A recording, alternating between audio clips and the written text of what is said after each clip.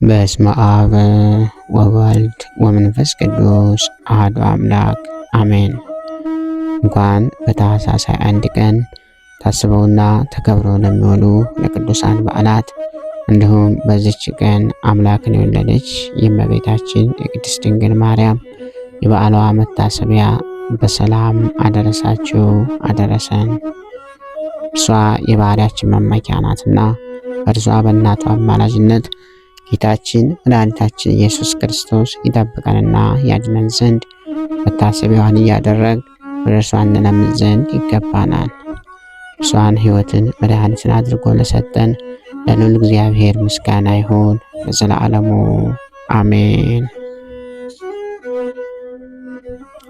ኖላዊ ኄር። በዚች ቀን በበግ እረኛ አምሳል መድኃኒታችን ኢየሱስ ክርስቶስ የተገለጸበት ነው። ጌታችን መድኃኒታችን ኢየሱስ ክርስቶስ በበግ እረኛ ተመስሎ የተገለጠበት ዕለት ነው። እግዚአብሔር አዳምን በሰባት ሀብታት አክብሮ በገነት ቢያኖረው ትብላ የተባለውን ዕፀ በለስ በላ። በዚህም ምክንያት ከፈጣሪው ተጣልቶ በሞተ ሥጋ ሞተ ነፍስ በርድእተ መቃብር ርድእተ ገሃነም ተፈረደበት።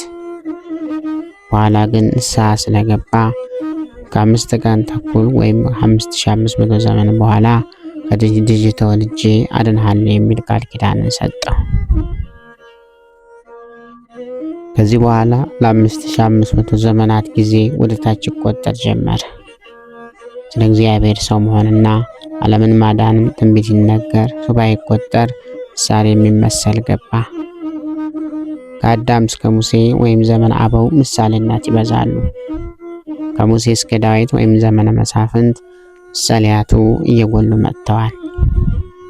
ከልበ አምላክ ቅዱስ ዳዊት እስከ ቅዱስ ሚልክያስ ድረስ ወይም በዘመነ ነቢያት ወይም ዘመነ ነገሥት ትንቢቶች ስለ ክርስቶስና ስለ ማደሪያ እናቱ እንደ ጎርፍ ፈሰዋል።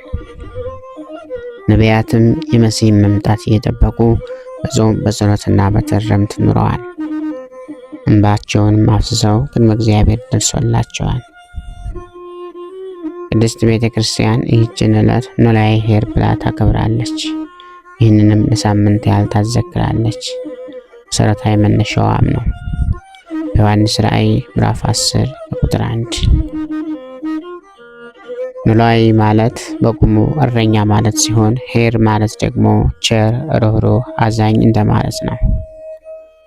ገጥመን ብንተረጉመው ደግሞ ቸር እረኛ የሚል ትርጉምን ይሰጣናል። ከአባታችን ከአዳም ስህተት በኋላ ተፈጥረው ከነበሩ ችግሮች አንዱ ቸር እረኛ ማጣት ነው። እግዚአብሔር አዳምን ፈጥሮ ቸር እረኛ ሆኖ በገነት አሰማርቶት ነበር። ኤዶም ገነት የለመለመች ፈሳሾች የሞሉባት መልካም መስክ ናትና አባታችን ቅዱስ አዳም ደግሞ እንደ አቅሙ የጸጋ እረኝነት ተሰጥቶት ነበር። ድቀት ካገኘው በኋላ ግን ከነፍስ እረኛው ጋር ተጣልቶ ከመልካሟ መስክ ገነት ወጣ። እርሷንና የነፍስ እረኛ ሲሻም አለቀሰ። ተስፋ ድህነት ሲሰጠውም ለልጆቹ ነገራቸው። እዚያም በመንጋው ላይ በአዳም ሴት ተተካ። ከሴት ሄኖስ፣ ከሄኖስ ቃይናን እያለ ከኖህ ደረሰ። ከኖህም በሴም፣ ከአብርሃምም በይስሐቅና በያዕቆብ ወርዶ ከሙሴ ደረሰ። ከሙሴ በኢያሱ አልፎ ከነቢየ እግዚአብሔር ቅዱስ ዳዊት ደረሰ። እነዚህ ሁሉ እረኞች ምንም እንኳ ለእግዚአብሔር ሕዝብ በትጋት ቢሰሩም ሕዝቡን ከሲኦል ማዳን አልቻሉም ነበር። ከሲኦል የሚያድን የነፍስ እረኛ ነውና ያን ጊዜ ልበ አምላክ ቅዱስ ዳዊት የራሱን የአባቶቹንና የልጆቹን ጩኸት በአንድ አድርጎ ጮኸላቸው። ኖላዊ ሆሙ ለእስራኤል አጽም፣ የእስራኤል እረኛ ሆይ ስማን አለ በመዝሙረ ዳዊት ምዕራፍ 79 ከቁጥር 1። ጩኸቱም ቅድመ እግዚአብሔር ደረሰ። ይህንን የሰማ ጌታም በጊዜው ከድንግል ማርያም ተወለደ። በየጥቂቱ አድጎ ቸር እረኝነቱን ገለጠ። መድኃኒታችን እንዳስተማረን እርሱ ቸር እረኛ ነው።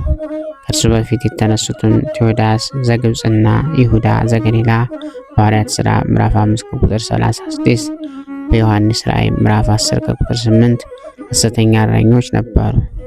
እርሱ ግን እውነተኛ የበጎች በር ነውና በእርሱ የሚገቡ ሁሉ የዘላለም ሕይወትን ያገኛሉ። በዮሐንስ ራእይ ምዕራፍ 10 ከቁጥር 7 እርሱ እውነተኛ እረኛ ነውና ለመንጋው ራሱን አሳልፎ ይሰጣል። በእስራኤል ባህል እረኞች ከፊት መንጋው ወይም በጎቹ ከኋላ ሆነው ይሄዳሉና ገዳይ ቢመጣ መጀመሪያ የሚገድለው እረኛውን ነው። በዮሐንስ ራእይ ምዕራፍ 10 ከቁጥር 11 መድኃኒታችን ኢየሱስ ክርስቶስ በሞቱ ሕይወትን፣ በመራቆቱ የጸጋ ልብስን፣ በውርደቱ ክብርን፣ በድካሙ ኃይልን ይሰጠን ዘንድ ስለኛ ራሱን አሳልፎ ሰጠ።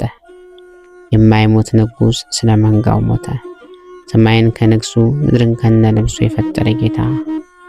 በዮሐንስ ራእይ ምዕራፍ 1 ከቁጥር 2 ስለ በጎቹ ይህን ሁሉ ታግሶ ከሲኦል አዳነን። በሚያርግ ጊዜም በእርሱ ፈንታ ባለሙሉ ስልጣን እረኞችን ሐዋርያትን ሰጠን። ዮሐንስ ራእይ ምዕራፍ 1 ከቁጥር 15 ሊቃነ ጳጳሳትንም ሰጠን። ሐዋርያት ሥራ ምዕራፍ 20 ከቁጥር 28 ካህናትን ሾመልን። እነርሱን እረኞች አሰኝቶ እርሱ ደግሞ ሊቀ ኖሎት ወይም የእረኞች አለቃ ተባለ። እነርሱም እስከ ዓለም ፍጻሜ የክርስቶስን መንጋ ሊጠብቁ ስልጣኑም ኃላፊነቱም አለባቸው። በማቴዎስ ወንጌል ምዕራፍ 28 ከቁጥር 19 በማቴዎስ ወንጌል ምዕራፍ 18 ከቁጥር 18 የመድኃኔዓለም ቸርነቱ የድንግል ማርያም ምልጃዋ ከሁላችን ጋር ይሁን። ሀገራችን ሰላም፣ ፍቅር ያድርግልን። በዚህ ዕለት ታስቦና ተከብሮ የሚውለው ሌላው ቅዱስ አባታችን ሐዋርያ ቅዱስ በርናባስ ነው።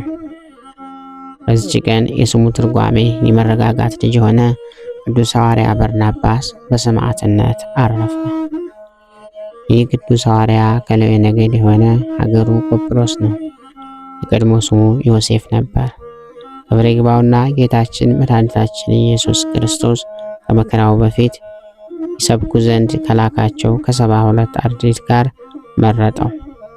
ስሙንም በርናባስ ብሎ ጠራው።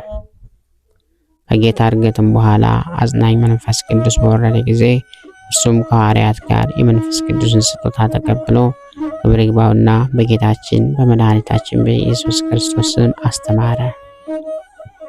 የእርሻ ቦታ ነበረውና ሽጦ ዋጋውን አምጥቶ ከሐዋርያት እግር በታች አኖረው። ቅዱስ ጳውሎስም በጌታችን አምኖ ወደ ሐዋርያት በመጣ ጊዜ ክብር ይግባውና ለክርስቶስ እርሱ ደቀ መዝሙር እንደሆነ ሐዋርያት አላመኑትም ነበር። ይህ በርናባስ ጌታችን በመንገድ እንደተገለጸለትና እንዳነጋገረው እርሱም በጌታ በኢየሱስ ስም በደማስቆ እንዳስተማረ ነገራቸው። ከዚህም በኋላ የእግዚአብሔርን ሥራ ሲሰሩ፣ ሲጾሙ፣ ሲጸልዩ መንፈስ ቅዱስ ሳውልንና በርናባስን እነርሱን ለመረጥኩለት ሥራ ለዩልኝ አላቸው። ከዚህም በኋላ ጾመው ጸልየው እጆቻቸውን በራሳቸው ላይ ጭነው ሾሟቸው። ከመንፈስ ቅዱስም ተሹመው ወደ ሲሎቅያ ወረዱ። ከዚያም ወደ ቆጵሮስ ሄዱ። የእግዚአብሔርንም ቃል በሀገሩ ሁሉ አስተማሩ። ልስጥራን በተባለ ሀገርም ልምሾ የነበረውን ሰው ባዳኑት ጊዜ የልስጥራን ሰዎች መሥዋዕትን ሊሰውላቸው ወደዱ። ሐዋርያት ጳውሎስና በርናባስ በሰሙ ጊዜ ልብሳቸውን ቀደው ወደ ሕዝቡ ሄዱ። ድምፃቸውን ከፍ አድርገው እንዲህ አሏቸው፣ እናንተ ሰዎች ይህ ነገር ምንድን ነው? እኛማ እንደናንተ የምንሞት ሰዎች አይደለንምን? ይህንን ከንቱ ነገር ትታችሁ ሰማይና ምድርን ባህርንም በውስጡ ያለው ሁሉ ወደ ፈጠረ ወደ ሕያው እግዚአብሔር ትመለሱ ዘንድ እናስተምራችኋለን አሏቸው። እንዲህም ብለው መሥዋዕትን በጭንቅ አስተዋቸው። ከዚያም ብዙ ሀገሮችን ካስተማሩ በኋላ ቅዱስ በርናባስ ከቅዱስ ጳውሎስ ተለይቶ ማርቆስን ይዞ ወደ ቆጵሮስ ሄደ። ከዚያም አስተማረ። ብዙዎችን ክብር ይግባውና ጌታችን መድኃኒታችን ኢየሱስ ክርስቶስን ወደ ማመን መለሳቸውና የክርስትና ጥምቀትን አጠመቃቸው። በቆጵሮስ ሀገር የሚኖሩ አይሁድም ቀኑበት፣ በመኳንንትም ዘንድ ወነጀሉት። በእግር ብረትም አስረው ጽኑ ግርፋትን ገረፉት።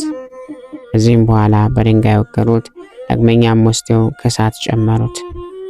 ምስክርነቱንም ፈጸመ። ማርቆስም ከእርሱ ጋር አለ፣ ግን እግዚአብሔር ጠብቆ አተረፈው። እርሱም ቅዱስ በርናባስን ከእሳት ውስጥ አወጣው። ሥጋውንም እሳት ከቶ አልነካውም። በአማረው ልብሶችም ገነዘውና ተሸክሞ ወሰደውና ከቆጵሮስ ከተማ ውጭ በዋሻ ውስጥ አኖረው። እግዚአብሔር ምስጋና ይሁን። ያንም በዚህ ሐዋርያ ጸሎት ይማረን፣ በረከቱም ከኛ ጋር ትኖር ለዘላለሙ አሜን። በዚህ ዕለት ታስቦና ተከብሮ የሚውለው ሌላው ቅዱስ አባታችን አባ ይስሐቅ ጻድቅ ነው። የቅዱስ በመካከለኛው ዘመን በምድረ ግብጽ የነበረ ገዳማዊ አባት ነው። መንኖ ለብዙ ዘመናት በገዳም ሲኖር ምኞቱ አንዲት ብቻ ነበረች። እመቤታችንን በአካል መመልከትን ይፈልግ ነበር። የገዳሙ ጠባቂ በመሆኑ መነኩሳት ሲተኙ መቅደሱን ከፍቶ በድንግል ማርያም ስዕል ፊት ይጸልይ፣ ይሰግድ፣ ያነባ ነበር። እንዲህ ለ7 ዓመታት ስለተጋ ድንግል እመብርሃን ልመናውን ሰማችው። በዚህ ዕለትም ከፀሐይ 7 እጅ ደምቃ ወደ እርሱ መጣች። ደንግጦ ሲወድቅ አነሳችው። ከ3 ቀናት በኋላ እመለሳለሁ ብላው ተሰወረች። በ23ም አረፈ። የቅዱስ አባታችን በረከቱ ረድኤቱ ይደርብን፣ በጸሎቱም ይማረን። ታኅሳስ 21 ቀን ታስበውና ተከብረው የሚውሉ ዓመታዊ የቅዱሳን በዓላት ኖላዊ ኄር፣ ቅዱስ በርናባስ ሐዋርያ፣ አባ ይስሐቅ ጻድቅ ናቸው። ወርኃዊ በዓላት ደግሞ ቅድስት ድንግል እግዝእትነ ማርያም፣ አበው ጎርጎርዮሳት፣ አቡነ ምእመነ ድንግል፣ አቡነ አምደ ሥላሴ፣ አባ አሮን ሶርያዊ፣ አባ መርትርያኖስ ጻድቅ ናቸው። መልካም እረኛ እኔ ነኝ፣ አብም እንደሚያውቀኝ እኔም አብን እንደማውቀው የራሴን በጎች አውቃለሁ። የራሴን በጎች ያውቁኛል፣ ነፍሴንም ስለ በጎች አኖራለሁ።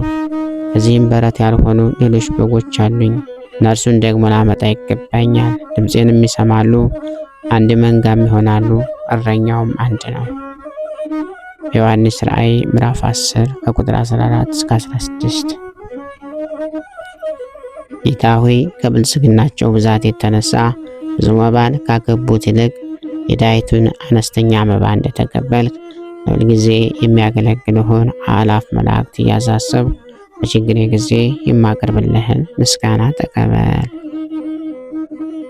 እናንተም ቅዱሳን ነቢያት፣ የወንጌል ሰባኪያን ሐዋርያት፣ ሰማዕታትና ጻድቃን፣ ትጉሃን መላእክት፣ ፍጹማን ደናግል እንዲሁም ደጋጎች መነኩሳት ሆይ ልጅ አዋቂ ሳይለይ የምንሰበሰብበትን የጉባኤ ቦታ ባርኮ